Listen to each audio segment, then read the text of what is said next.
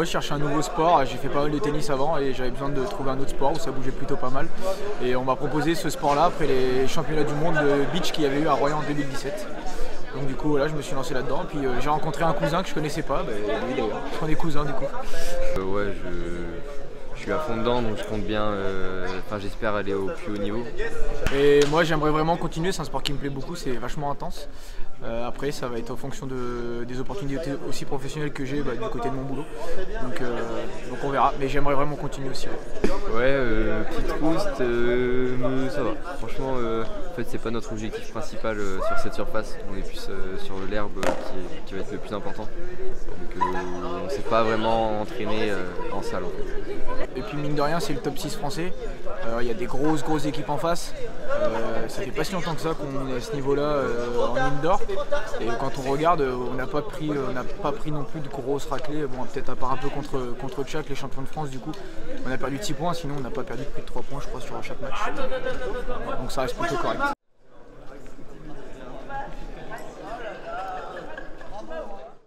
C'est un sport mixte qui se pratique en auto-arbitrage et sport collectif. Donc avec un frisbee, un sport de possession où donc on doit faire des passes, avancer sans que le frisbee tombe pour arriver dans un but, un peu comme du rugby mais sans contact. Donc là on était à la phase finale du championnat de France indoor, donc en salle. Donc là on vient de décerner le titre de champion de France au Tchak de Pornichet. On avait le top 12 français, donc on avait 2 gymnases, dans l'autre poule c'était la poule basse, donc les 3 derniers descendent en National 2.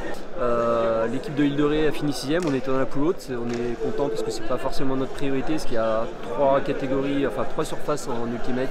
Il y a l'indoor, l'outdoor et le beach. Et nous on est plutôt spécialiste d'outdoor sur l'herbe et le beach où on a eu quelques titres de champion de France et là on va jouer la Coupe d'Europe au mois de juin à Royan en France. Donc voilà, on est là maintenant, la saison va vraiment commencer. On a essayé de limiter les dégâts là. Déjà on est content, on est dans le top 6 français. Voilà. Depuis 21 ans, 21 titres de champion de France, beaucoup en junior, on a un club très formateur. Voilà, quand on joue contre Strasbourg, Bordeaux, Paris, c'est un peu compliqué pour nous, donc il faut absolument qu'on forme des jeunes pour être à ce niveau-là. Au collège de l'Île-de-Ré aussi, et là la bonne nouvelle c'est qu'il va y avoir une section ultimate certainement à Saint-Exupéry au lycée. Et nous le club on continue à former pour que des jeunes arrivent à jouer donc à haut niveau. Là on avait une équipe très jeune, une équipe qui avait une moyenne de 20 ans. C'était en gros de 17 à 22-23 ans l'âge de l'équipe. Donc on progresse, il y a 3 ans on était encore en National 3, petit à petit ça monte et maintenant voilà, on va viser plus haut au mois de mars, quand on va jouer en outdoor, on vise vraiment le podium français et la finale, la qualification en Coupe d'Europe. C'est parti un peu par hasard après une soirée entre copains, on jouait au frisbee sur le port de la Flotte et après on a voulu créer un club et voilà, c'est tombé sur l'Ultimate. Ça aurait pu être un club de fléchettes, mais bon, 21 ans plus tard,